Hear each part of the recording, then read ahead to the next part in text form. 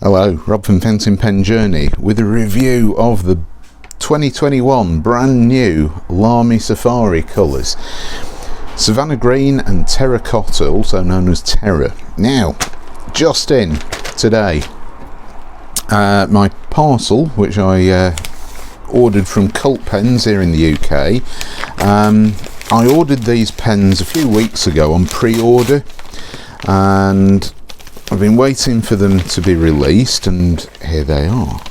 So let's have a look at them. You get the boxes, flat pack boxes, Lamy boxes as well, which they go in, and this pen's just poking out of the box, or just slipping back in there. Cult Pens have given me a packet of love hearts. Nice little gift from them that you usually get. And what else have we got?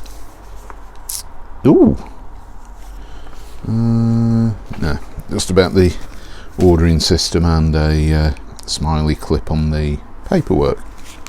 Always handy. So anyway,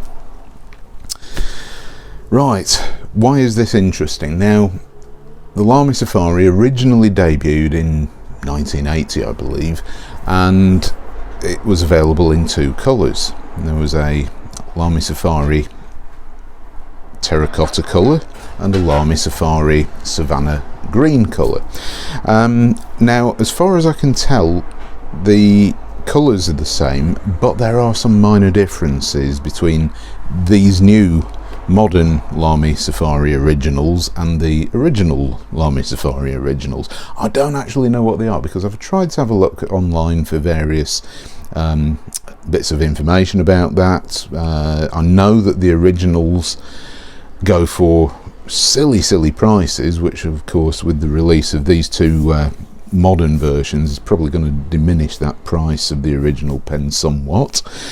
But without further ado, let's get into this unboxing and straight into the reviews. So, what have we got first? Right, so this is the Terra, or Terracotta. Black clip, matte finish. It's not particularly rough, it is quite a smooth matte finish. And it is what it is. It's a Lamy Safari. That's looking a little bit bent. I'm hoping that that's not been bent in transit. We have black nibs rather than the usual silver nibs. Black feed under there, black finial on top, black clip. We'll note that these black clips on the Lamy Safari do have a bit of a tendency. They are prone to becoming sort of chipped, and then they rust a little bit, whereas the silver clips don't have that problem. Triangular section rounded underneath, so it forces your fingers into that position there. Decent length section, not slippery, it's comfortable. I like the Lamy Safari sections. Unscrew the barrel, which of course has got ink windows all the way through. You can't eyedropper this. There is the same coloured finial down at the end, but those gaping holes are going to stop this from being eyedroppered, as with all of the Lamy Safari fountain pens. Take off the protective cardboard collar so that the blue supplied ink cartridge can be inserted, which is very simple and straightforward. Just give it a bit of a push. And Lamy have always had a really good, I'm just going to double check, make sure that this isn't twisted in any way before I go into it. No, it's all fine. Pen caps, yeah, it's all straight. No damage whatsoever in transit. So I shall insert this cartridge, and one thing that I do like about the Lamy Safari design is that you can use the Z24 converter if you want, which has little trunnions or lugs that clip into these recesses here. They are proprietary cartridges and converters from Lamy. But one thing that I really do like is the fact that you don't actually necessarily have to force the thing in yourself. If you screw the barrel into position, it puts just the right amount of pressure on the cartridge to puncture the cartridge, the ink cartridge, and it fits in the pen perfectly. So that should now be filling the feed with ink. So there's the Terracotta. Let's have a look at the Lamy Safari Savannah Green. And it is, I'd say, quite an accurate representation of the Savannah Green Lamy Safari originals. Both of these pens are, and I actually really quite like these colours. Don't be put off by the difference in size there, the length, because we've still got the collar on. These are really nice looking pens, and after the Lamy Safari Pastels of 2019 and the candy colours of the Lamy Safari 2020, I think 2021 the original Lamy colours are actually really quite nice. It's a very retro sort of throwback to the originals from the 1980s. So let's take that colour off there. Oops, drops it on the floor. So blue cartridge ready to go. Give it a bit of a push and screw the barrel back on.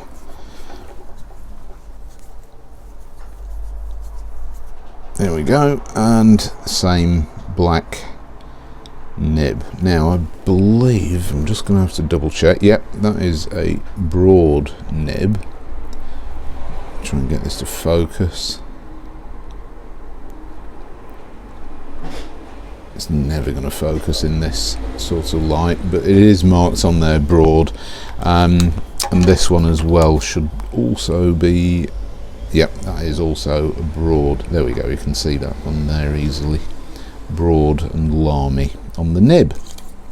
Now, one thing that I always like with ordering from places like Cult Pens, Pure Pens and other retailers is that the nib options are options. If you buy these in a brick and mortar store in a blister pack, say W.H. Smith for example, Paper Chase or Ryman's, the stationers here in the UK, you'll find that they only come with a medium nib, rather, just a medium nib. Whereas if you buy from somewhere like Cult Pens or Pure Pens, you will be able to get other options like broad, fine, extra fine, possibly even a 1.1, maybe even a left-handed nib. So there we go.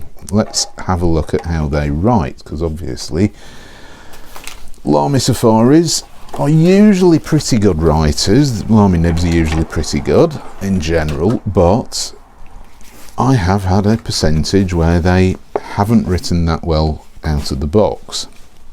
So we'll start off with the Terracotta version to have a look at how these broad nibs write and see if the ink's flowing yet. No, not yet, not quite there. Let's give it a bit of a shake, give the green one a bit of a shake.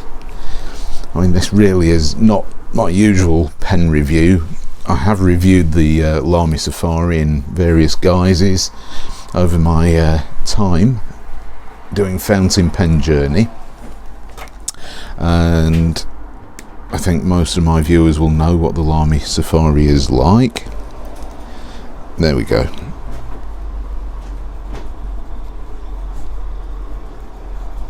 So most of my pen reviews,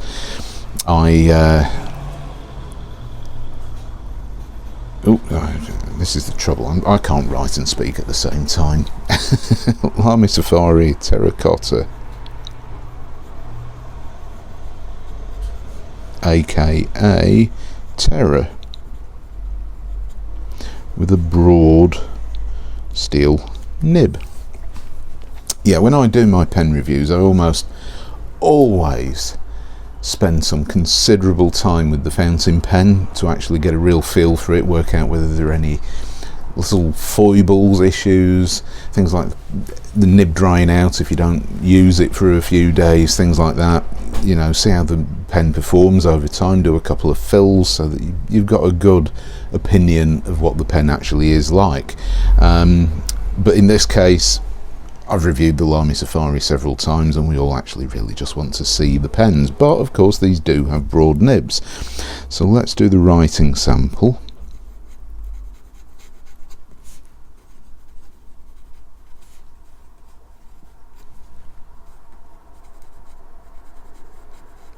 Not the best handwriting because I'm trying to write over the camera, over the lazy dog.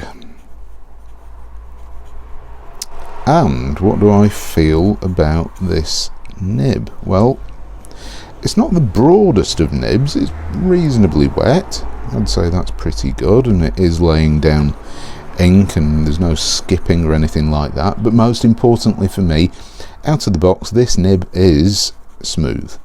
It is actually doing what you expect it to do out of the box, and I'm quite happy with the width of this line. I mean, obviously it's not the most broad of broad nibs, but it's good enough. I'm perfectly content with that. I'm very happy with that one.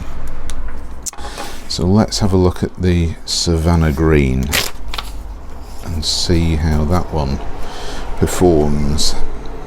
Hopefully this is also properly inked. Yep, there we go. I would say that is slight. Ooh, hang on, ink flow's not quite there yet.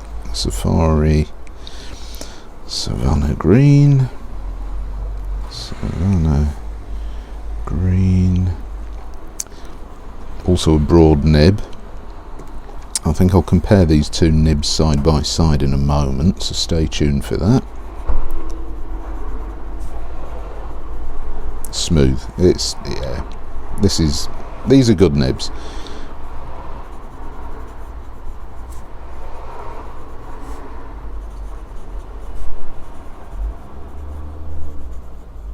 Yeah, I've got no issues with either of these nibs.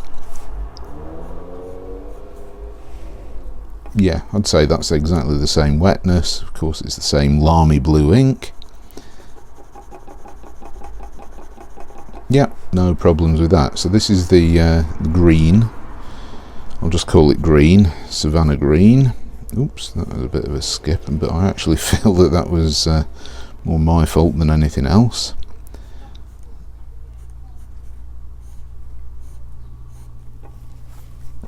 And it is, as you can see there, potentially, there is the potential to squeeze out a bit of extra ink if necessary, but they're definitely not flex nibs.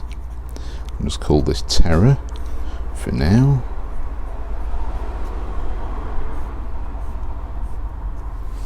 Yeah, I would definitely say that these are slightly finer lines than the green. So, I mean, there is variation between nibs. So two broad nibs, but, you know, comparable. Come on, focus. There we go. Yeah, I'd say pretty good, but the green does seem a little bit broader. I'm not going to quibble over that or say anything adverse about these pens, because I actually am really pleased to have gotten hold of these two 2021 special edition Lamy Safari colours. And there we go, that is it. So thank you very much for watching. Hope you found it was interesting and useful. I'll just put the pens side by side so that you can see them in all their 1980s colours. Very nice pens to add to my collection of Lamy Safaris. So thanks very much for watching, and I shall see you next time. Bye.